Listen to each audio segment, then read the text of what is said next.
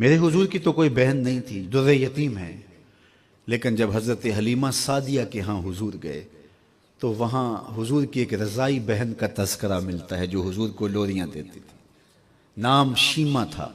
تو شام کے وقت جب خواتین کھانا پکانے میں مصروف ہونے لگتی تو بہنیں ویر اٹھا کر کے باہر لے جاتی۔ ہر بہن کا خیال یہ ہوتا کہ میرے ویر سے سونا زمانے میں کوئی نہیں۔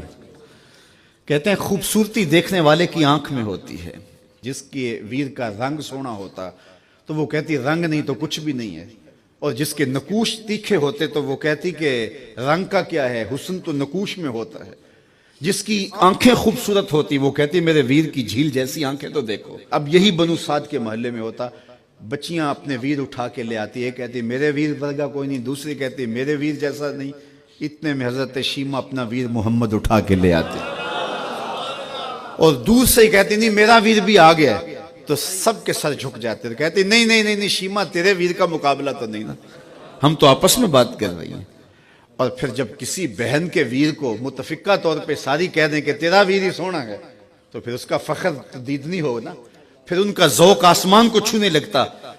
ابن حشام سیرت کی سب سے پہلی کتاب، اس میں یہ واقعہ لکھا ہے کہ پھر حضرت شیمہ حضور کو اپنی آغوش میں لے کے سمیٹتی اور پھر چومتی اور پھر وہ لوری دیتی، اور وہ لوری کے لفظ بھی لکھے ہیں، ربنا اب کے لنا محمد حتی اراہ یافعا و امردا، اللہ میرے ویر محمد کو سلامت رکھنا۔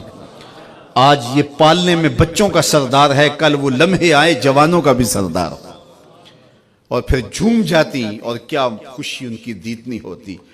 اور پھر وہ منظر بھی آیا کہ حضور علیہ السلام مکے چلے گئے اور یہ جوان ہوئی اور پھر ان کی شادی کسی قبیلے میں ہو گئی۔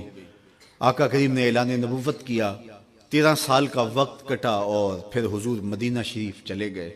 جب غزوات کا سلسلہ شروع ہوا تو جس قبیلے میں شیمہ کا نکاح ہوا تھا اس قبیلے میں مسلمانوں کے ساتھ ٹکراؤ ہوا تو اللہ نے مسلمانوں کو فتح عطا کر دی۔ تو اس قبیلے کے لوگ قیدی ہو کے حضور علیہ السلام کے غلاموں کے ہاتھوں گرفتار ہیں۔ تو یہ اپنے قیدیوں کو چھڑانے کے لیے قبیلے کے سردار ایک ایک گھر سے فدیے کے لیے رقم جمع کر رہے ہیں۔ چلتے چلتے شیمہ کے گھر بھی پہنچے جو کہ ایک عمر کا حصہ گزار چکی تھی، اور جا کے کہا کہ اتنا حصہ آپ کا بھی آتا ہے۔ کہا کس لیے؟ کہا وہ جو لڑائی ہوئی ہے اتنے ہمارے بندے گرفتار ہو گئے ہیں تو ان کو چھڑانا ہے۔ تو چلتے چلتے باتوں میں کسی کے لبوں پہ حضور کا نام آ گیا تو شیمہ نے کہا اچھا انہوں نے تمہارے لوگ پکڑے؟ کہا ہاں۔ تو کہا پھر تم رقم اکٹھی نہ کرو، مجھے ساتھ لے چلو۔ انہوں نے کہا تجھے ساتھ لے چلیں؟ کہا تم نہیں جانتی وہ میرا ویر لگتا ہے، وہ میرا بھائی لگتا ہے۔ قوم کے سرداروں کے ساتھ حضرت شیمہ حضور کے نوری خیموں کی جانب جا رہی ہیں اور صحابہ ننگی تلواروں سے پہرا دے رہے۔ یہ مکی دور تو تھا نہیں، یہ مدنی دور تھا۔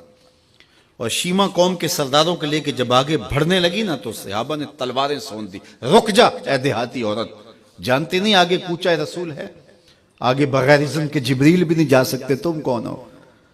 تو شیمہ نے جو لفظ کہے وہ لفظ لیے، اس نے کہا خلو سبیلی وَعَلَمُوا أَنَا أُخْتُ نَبِيِّكُمْ، میری راہیں چھوڑ دو، تم جانتے نہیں میں تمہارے نبی کی باجی لگتی ہوں۔ تلواریں جھک گئیں، آنکھوں پر پلکوں کی چلمنے آ گئی، راستہ چھوڑ دیا۔ حضور کے خیمہ نوری میں داخل ہوئی تو حضور نے دیکھا، پہچان لیا، اٹھ کے کھڑے ہو گئے۔ فرمایا بہن کیسے آنا ہوا؟ آپ کے لوگوں نے ہمارے کچھ بندے پکڑے ہیں، چھڑانے آئی ہیں۔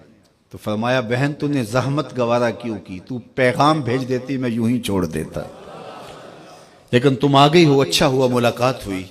پھر حضور نے قیدیوں کو چھوڑنے کا اعلان کیا اور کچھ گھوڑے اور چند جوڑے حضرت شیمہ کو حضور نے تحفے کے طور پہ دیے۔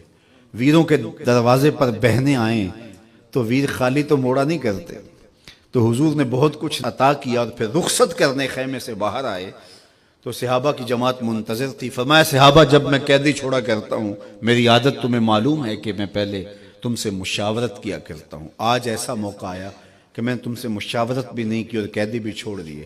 کہا جو چاہیں آپ کریں، لیکن کیوں مشاورت نہیں فرمائی حضور؟ اگر ارشاد فرما دیں تو فرمایا اس لیے کہ میرے دروازے پہ میری بہن آ گئی تھی۔ کوئی لاؤ تو صحیح زمانے میں ایسا، کوئی لاؤ تو صحیح زمانے میں یہ جمال اور یہ حسن اور یہ کمال رکھنے والا، تو پھر کیوں نہ ہم اپنی ساری زندگی اس آقا کے نام لگاتے ہیں۔